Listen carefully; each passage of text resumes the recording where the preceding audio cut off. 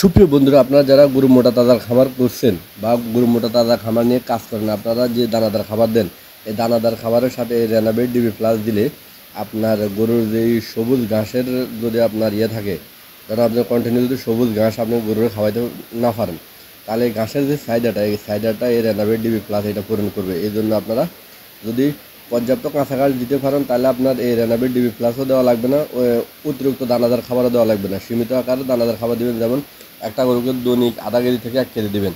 আর যদি আপনার পর্যাপ্ত কাঁচা ঘাস থাকে, তাহলে দৈনিক আধা কেজি করে আপনি দানাদার খাবার দেবেন। আর দানাদার খাবার দেখা যাচ্ছে যে হাড্ডি যে গরুগুলো, এগুলো দানাদার খাওয়ার অভ্যস্ত নয়। এই গরুগুলোকে আপনি ক্রমান্বয়ে আস্তে আস্তে যখন গরুগুলোকে আনবেন, কৃমির ডোজ করাবেন, এরপর আপনার জিঙ্ক বেড খাওয়াবেন, তাহলে গরুর রুচি আসবে। রুচি আসার পরে একটা লিভার টনিক খাওয়াই দেবেন। লিভার টনিক এবং জিঙ্ক বেড যখন খাওয়াবেন, তখন গরুর ভিতরে যে লিভার ড্যামেজ হয়ে গেছে বা ভিতরে গরুর ফ্যাটে যে গ্যাস বদহজম সমস্যা, ওই সমস্যাগুলো সমাধান হয়ে যাবে। এরপর আপনি গরুকে ঘাস খ্যার যেটাই দেবেন গরু খাইব, এরপরে গরুর মুখে রুচি আসবো। আর এর পাশাপাশি যদি আপনাদের পর্যাপ্ত কাঁচা ঘাস না থাকে, তাহলে আপনার এই দানাদার খাবারের সাথে রেনাবেট ডিবি প্লাস ডেলি আপনার 2 চামচ করি, অর্থাৎ 10 গ্রাম থেকে 30 গ্রাম করে ডেলি আপনার গরুকে যখন খাওয়াবেন, তখন গরুর যে কাঁচা ঘাসের যে চাহিদাটা বা কাঁচা ঘাসের যে ক্যালসিয়াম প্রোটিন আছে, ওই প্রোটিনটা আপনার এই রেনাবেট ডিবি প্লাস এটা আপনার পূরণ করব। আর এটা হচ্ছে লিভার টনিক, অনেক ভালো লিভার টনিক। এটার আপনার এমআরপি হচ্ছে 1100 টাকা। আপনার একটা নিলে কিছু কম দেখবো। এটা হলো রেস্টো লিভার, এটা অনেক ভালো। এটা আপনারা গরুকে খাওয়াইতে পারেন। আর বিভিন্ন কোম্পানির আছে। তো আলহামদুলিল্লাহ আমার গরুগুলোকে আমি 3 মাস পর 3 মাস 3.5 মাস পর গরু বিক্রি করি। আমি বাজারে দেখি ভালো মানের হাড্ডির যে গরুগুলো লম্পা এবং ফাটা আপনার মোটা, এগুলো দেখি গরুর যে গরুটার চামড়া উপর চামড়াটা লুজ আছে, এই গরুটা আপনার বড়। আর হাড্ডি গরু আপনারা সাজেস্ট করবেন 2 দাঁত থেকে 6 দাঁতের ভিতরে যে গরুগুলো, এই গরুগুলো আপনারা কিনবেন।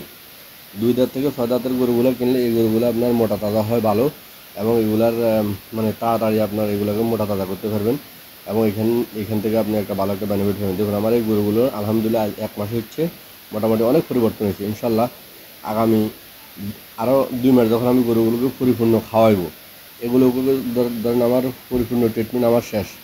আমি একটা গরুকে 3টা করে আপনার ক্যাটাফক্স মারছি, 3টা করে এডি মারছি, 3 ডোজ। 1 ডোজে আপনার 10 সিসি 30 সিসি করে দিছি একটা গরুকে। আর লিভার টনিক খাওয়াইছি, লিভার টনিক খাওয়াইছি। এরপরে আপনার কিমির ডোজ করছি, কিমির ইঞ্জেকশন দিছি। এখন মোটামুটি গরুগুলো কন্টিনিউ খাইতেছে, গরুর মুখে রুচি আছে, খাওয়ার যাই দিই তাই খায়, কোনো সমস্যা নেই। তো ইনশাল্লাহ আপনারা যদি এইভাবে আপনার ক্ষুদ্র 3টা 4টা বা 5টা আপনার হাড্ডি গরু নিয়ে আপনার এইভাবে প্রথম গরুগুলোকে আনি, গরুগুলোর ফটার দিয়ে ধুয়ে দিবেন, 3-4 দিন ভালো মতো গরুগুলো গোসল করাবেন। এরপরে গরুগুলোকে কৃমির ওষুধ খাওয়াবেন। কৃমির ওষুধ খাওয়ানোর পরে গরুগুলোকে লিভার টনিক খাওয়াবেন।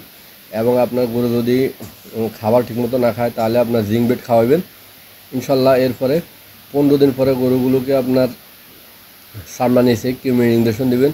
ইঞ্জেকশন দেওয়ার পরে 1 সপ্তাহ পরে যায় গরুগুলোকে, ধরুন গরুর খামারে আনার পরে 25 দিন পরে গরুগুলোকে আপনার মারবেন, ক্যাটাফক্স আর ভিটামিন এডি মারবেন। এই দুইটা আপনার 1 সপ্তাহ পর 3 বার মারবেন। মারার পরে ব্যাস আর গরুর হাড্ডি গরুর আর আপনার কোনো ওষুধ প্রয়োগ করা লাগবে না। এরপরে শুধু কন্টিনিউ দানাদার খাবার দেবেন।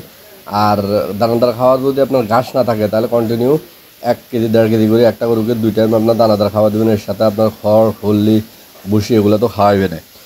আর এর পাশাপাশি আপনার যদি কাঁচা ঘাস লাগে, তাহলে আপনার দানাদার খাবার একটু কম দিলেও আপনার সমস্যা হবে না। তার কারণ কাঁচা ঘাস, সবুজ যে কাঁচা ঘাসগুলো, এই কাঁচা ঘাসগুলো প্রচুর পরিমাণ প্রোটিন আছে।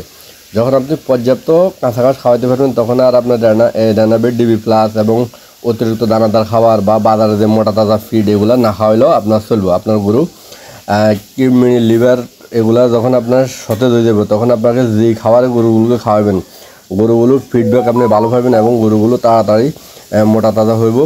এখান থেকে আপনি ভালো একটা আপনার স্বাবলম্বী হতে পারবেন। দেখুন আমার ওই গরুগুলো 3 মাসে কত পরিবর্তন হয়েছে। এই গরুগুলো আমি হাটে নিয়ে আসি বিক্রির জন্য, অনেক পরিবর্তন হয়েছে ইনশাল্লাহ। তো এইভাবে আপনারা যদি খামার করেন, ইনশাল্লাহ খামার করে স্বাবলম্বী হতে পারবেন।